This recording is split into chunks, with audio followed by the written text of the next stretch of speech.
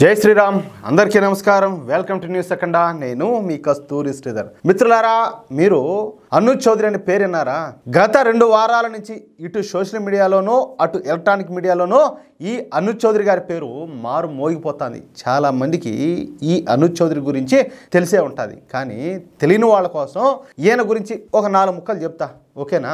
ఈయన ఉత్తరప్రదేశ్లోని సంబాల్ పట్టణానికి డిఎస్పీగా పనిచేస్తున్నారనమాట. పోలీస్ డిపార్ట్మెంట్లో చేరటానికి ముందు ఈ అనూజ్ చౌదరి గారు ఒక రెజ్లర్.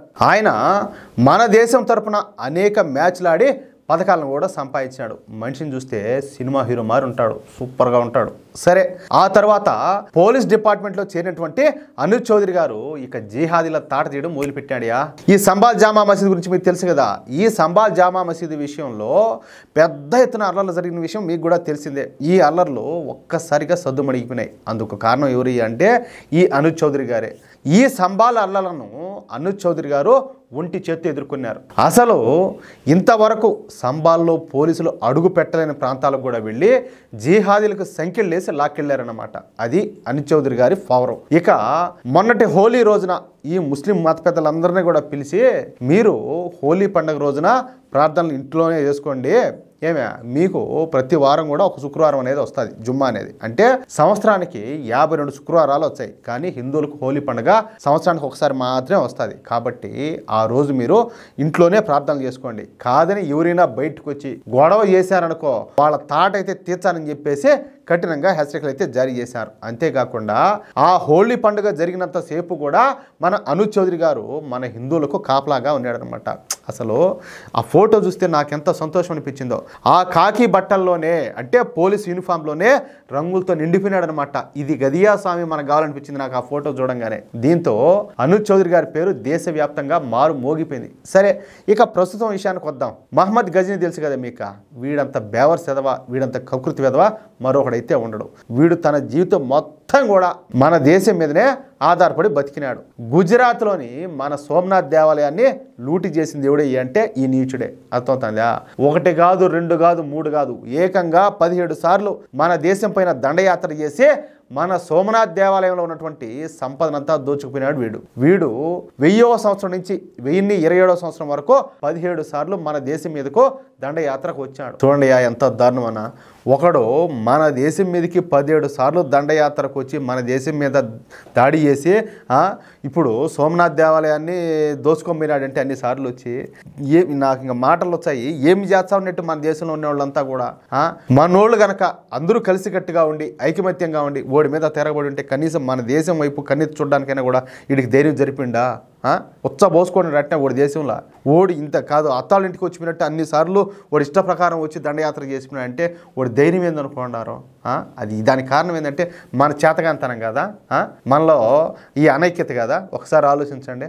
కానీ ఇప్పటికి కూడా చాలా వరకు అదే పరిస్థితి ఉన్నది. దయచేసి చెప్తున్నా, ప్రతి ఒక్కరు కూడా ఈ కులాలు, వర్గాలు, వర్ణాలు, భాషలు, ప్రాంతాలు, ఈ దరిద్రాన్ని అంతా కూడా వదిలిపెట్టి హిందువులందరూ కూడా ఒకటి కావాలా. లేకపోతే ఇట్లాంటి గాజీగాళ్ళు చాలా మంది పుట్టుకొచ్చారు మనల్ని బేసేదానికి. అది విషయం అయితే సరే.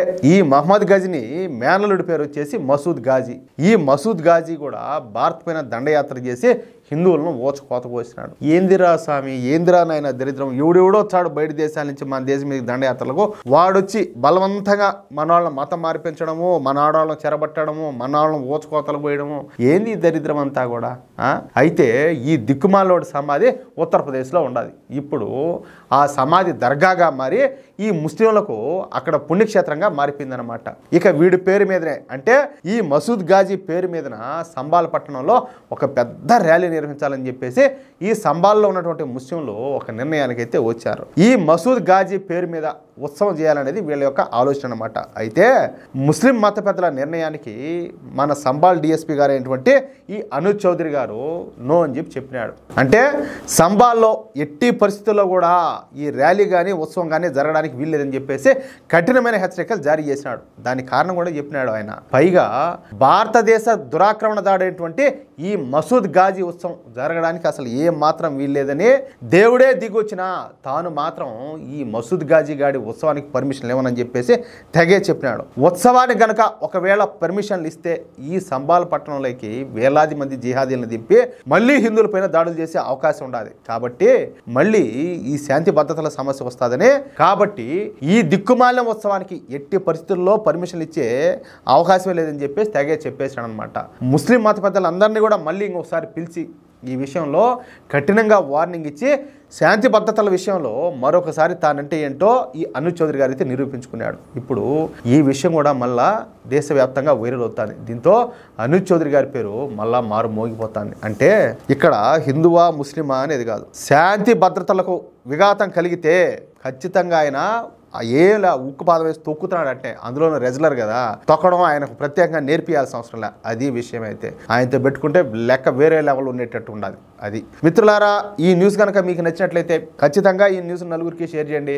అదేవిధంగా ప్రతి ఒక్కరు కూడా మీ యొక్క అమూల్యమైన అభిప్రాయాలను ఖచ్చితంగా కామెంట్ చేయండి. అలాగే ఇంతవరకు మీరు కనుక మన ఛానల్ని సబ్స్క్రైబ్ చేసుకున్నట్లయితే ప్రతి ఒక్కరు మన ఛానల్ని సబ్స్క్రైబ్ చేసుకోండి, సపోర్ట్ చేయండి ప్లీజ్. జై శ్రీరామ్.